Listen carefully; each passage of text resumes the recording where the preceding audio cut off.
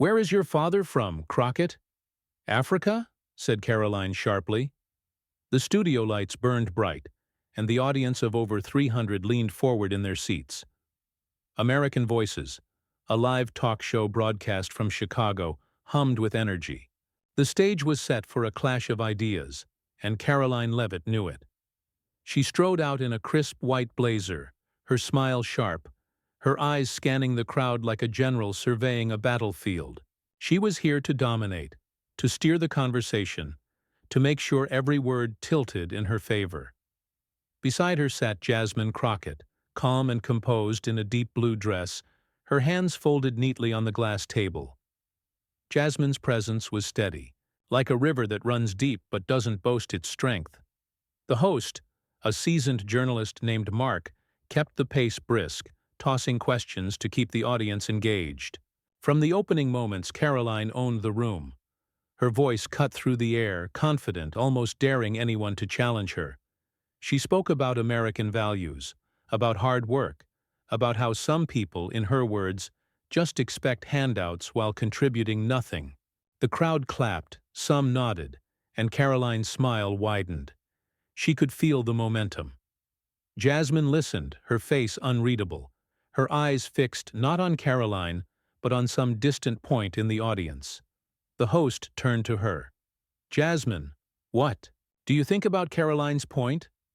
Jasmine's response was brief. "Not every hand is reaching for a handout. Some are just trying to hold on." The audience paused, a ripple of thought passing through them, but Karoline smirked, as if she'd already won. The cameras lingered on her, framing her as the star. She leaned forward, her words quick and pointed, each one designed to keep the spotlight. She spoke faster, her gestures bigger, and then she began to jab. "Not everyone who gets a seat at the table deserves it," she said. "Some are just here because they fit a narrative, not because they've earned it." No names, but the implication was clear. Jasmine's pen rested on the table untouched. She didn't flinch, didn't interrupt, but her silence carried weight. The audience didn't notice it yet, but something was shifting. The host asked about representation in politics, and Karoline seized the moment. She leaned in, her tone light but her words sharp. "I think too many people play the victim card," she said. "They act like they're owed something just because of where they come from." Then she turned to Jasmine, her smile almost playful. "Where is your father from, Crockett, Africa?" The line landed like a stone thrown into still water. A few in the audience chuckled, not because it was funny but because they felt obligated. Karoline laughed too, a short, confident sound, as if she'd just scored a point. "I'm just kidding," she added, waving her hand. The host forced a smile, unsure how to pivot. Jasmine's eyes didn't move. They stayed locked on that same distant point in the audience. The camera panned briefly, almost by accident, to the third row. A man sat there, older, in a dark suit with a single silver pin on his lapel. His hands rested calmly on his knees, his gaze fixed on Karoline. No one mentioned him. No name on the guest list, but his presence was like a quiet current, pulling the room toward something unspoken. Karoline didn't notice him. Not yet. She was still riding the high of her joke, still certain she controlled the narrative. The audience wasn't angry. Not yet. They were caught in a strange suspension, unsure whether to laugh along or let the moment pass. The silence wasn't loud, but it was heavy, like a door slowly creaking open. Jasmine's finger tapped the table once, then stopped. The host tried to move on, but the air had changed. Something sacred had been touched, and no one knew whether to name it or cover it up. "You're watching a moment no one saw coming. Let me know where you're watching from and what you think happens next. Don't forget to subscribe for stories that make you stop and listen." Karoline Leavitt felt untouchable. The studio lights bathed her in a glow that matched her confidence. She'd landed her joke, and though the laughter was thin, it was enough to keep her momentum. She leaned back in her chair, her posture relaxed but her eyes sharp, scanning for any sign of weakness. The host, Mark, tried to steer the conversation back to safer ground. He asked about how politicians connect with everyday Americans. Carolina jumped in, her voice smooth and practiced. "It's about honesty," she said. "People respect you when you say what you mean. No sugarcoating." The crowd clapped again, a reflex more than conviction. Jasmine sat still, her hands now resting on her pen, her face calm but her gaze unwavering. She hadn't responded to the joke, hadn't acknowledged it, but her silence was no longer passive. It was deliberate, like a chess player waiting for the right move. The host turned to her. "Jasmine, how do you connect with people?" She answered slowly, each word chosen with care. "I listen," she said. "I don't assume I know their story. I let them tell it."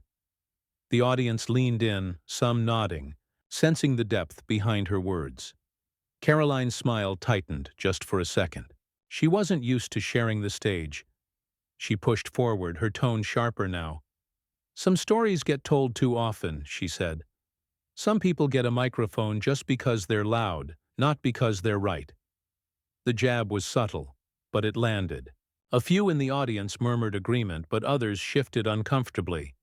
Jasmine's eyes flicked to the third row, to the man in the dark suit. He hadn't moved, hadn't blinked, his gaze still locked on Karoline. The camera caught him again, this time lingering for a moment longer. His face wasn't angry, but it held something that made the air feel thinner. Karoline didn't see him. She was too focused on her next line, too caught up in the rhythm she'd set. The host asked about challenges facing young leaders. Karoline went first, her voice rising. "It's tough when you're held to a different standard," she said. "Some of us have to fight for every inch, while others just get handed the spotlight." The crowd clapped, but the applause felt hollow, like it was losing steam. Jasmine's turn came. She leaned forward slightly, her voice steady but firm. "The challenge isn't the spotlight," she said. "It's what you do when it's on you. Do you lift others up, or do you tear them down to stay in it?" The room went quiet. Not a silence of shock, but one of recognition. Something true had been said, and it didn't need applause to stand. Karoline laughed, a little too loudly. "Oh, come on, Crockett," she said. "Lighten up. Not everything's a battle." Then she doubled down. "Where is your father from, Crockett? Africa?" She laughed again, as if the repetition made it funnier. This time, no one joined her. The host froze, his eyes darting to the producer off stage. Jasmine didn't flinch. She turned slowly, not to Karoline, but to the audience. "My father is in this room," she said. Her voice wasn't loud, but it cut through the studio like a blade. The camera swung to the third row. The man sat there unmoving, his eyes still on Karoline. The audience turned almost as one to see him. His silence wasn't passive. It was a presence, a weight that made Karoline's joke feel small, brittle. She laughed again, but it was nervous now, a sound that didn't belong. "I was just joking," she said, her hands gesturing to dismiss the tension. But the room wasn't hers anymore. Jasmine's eyes met her father's, not for approval, but for strength. She spoke again, her voice clear. "My father was born here," she said. "But every day people asked him where he was really from. And when someone says something like that in front of him, it's not a joke, it's a wound." The audience didn't clap. They didn't need to. Something had shifted, and Karoline's confidence began to crack. Not because anyone shouted, but because no one laughed. The studio felt smaller now, the lights less forgiving. Karoline Leavitt's smile was still there, but it was strained, like a mask that didn't quite fit. She shifted in her seat, her hands fidgeting with a pen she hadn't touched before. The audience was no longer a sea of supporters. They were witnesses, their eyes moving between Jasmine, Karoline, and the man in the third row. His presence was undeniable, a quiet force that reshaped every word spoken. The host, Mark, tried to regain control. "Let's talk about unity," he said, his voice unsteady. How do we bridge divides? Karoline jumped in, eager to pivot. We need to stop taking everything so seriously, she said.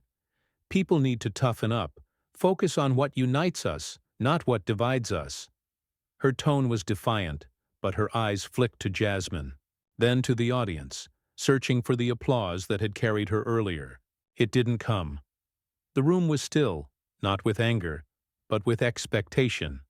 Jasmine spoke next, her voice calm but unyielding. Unity doesn't come from ignoring pain, she said. It comes from facing it. From knowing who's in the room before you speak. Her words weren't loud, but they landed with precision, each one building on the silence her father held. The camera panned to him again. He hadn't moved, his hands still on his knees, his eyes still on Karoline. There was no anger in his gaze, no accusation, just a steadiness that made her words feel hollow. Karoline tried to laugh it off. Come on, she said. It was a joke. Americans can handle a little humor. But the laughter she expected didn't follow. The host looked down, avoiding her gaze. The audience sat straighter, their attention now fully on Jasmine and the man in the third row. Then he stood, slowly, deliberately, with no sound from his chair. The room seemed to hold its breath. He didn't walk toward the stage, didn't raise a hand, just stood, his eyes never leaving Karoline. It wasn't a challenge. It was a statement. Karoline's smile faltered. She leaned back, her hands gripping the armrests. She'd faced tough crowds before, but this was different. This wasn't about winning an argument. This was about being seen. Jasmine spoke again, her voice steady, her eyes on her father. When I was a girl, she said, my father told me stories, not about success, but about survival, about being asked where he was from, even though he was born in Texas, about being told he didn't belong, even when he served this country. The audience was silent, but it was a silence that listened.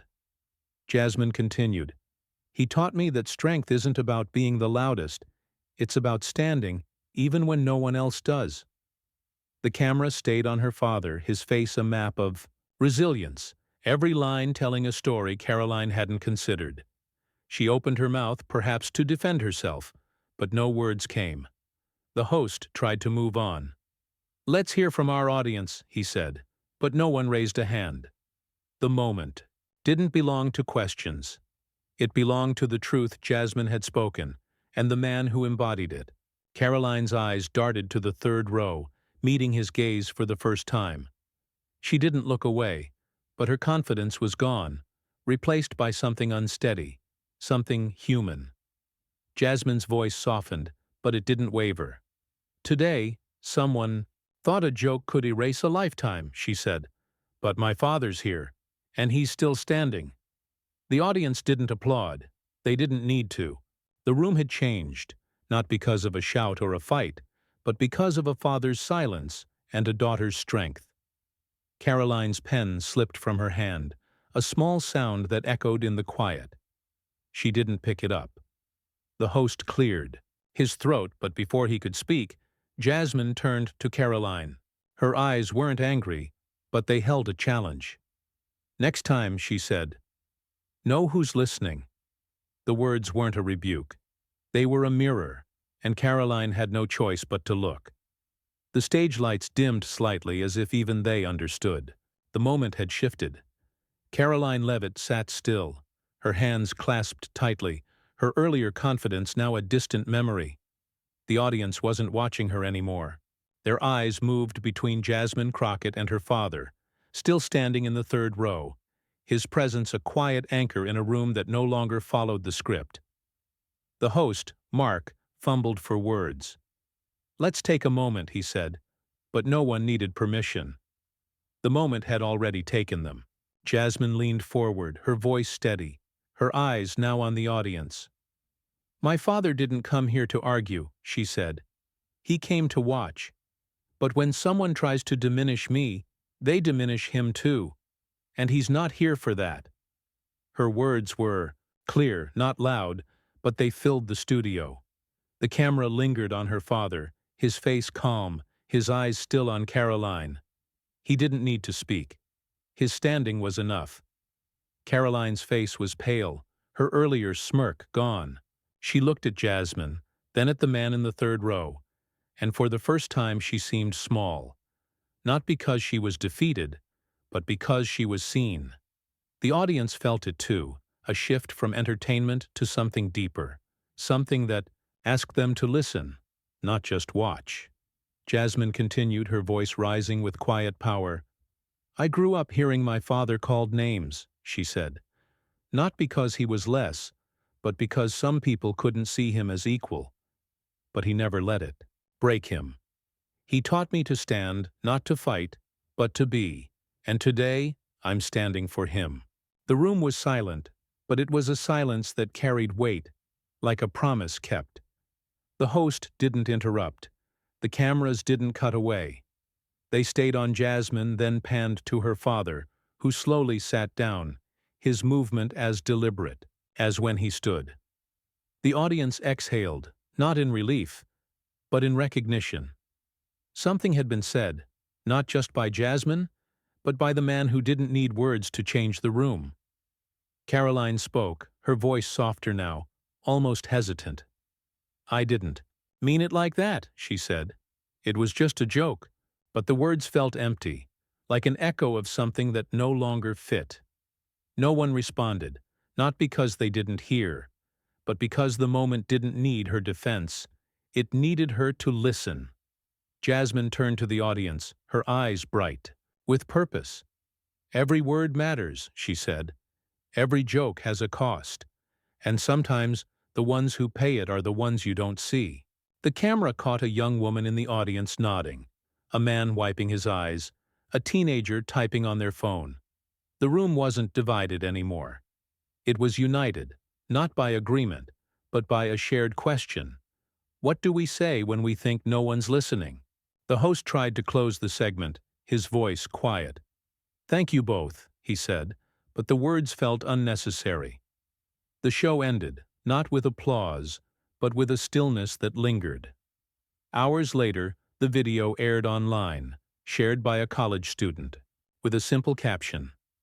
"She didn't yell, but she won." The clip spread, not as a scandal, but as a story. A teacher in Ohio showed it to her class, asking, "What does it mean to stand?" A pastor in Alabama quoted Jasmine's words in a sermon. "Strength isn't in the loudest voice, but in the one that makes you hear your own." Karoline didn't speak publicly for days, her team issuing a brief statement. "She's reflecting." Jasmine posted a photo of her father backstage, his face soft in the hallway light. Her caption read, "He didn't need to be heard. He needed to be seen." The photo was pinned to a community center bulletin board in Detroit. No explanation, just a reminder. Weeks later, on another show, a guest started a familiar joke but stopped mid-sentence and said, "I've learned some things don't need to be said." The audience nodded, and the room shifted just a little because someone had stood, and no one could forget it.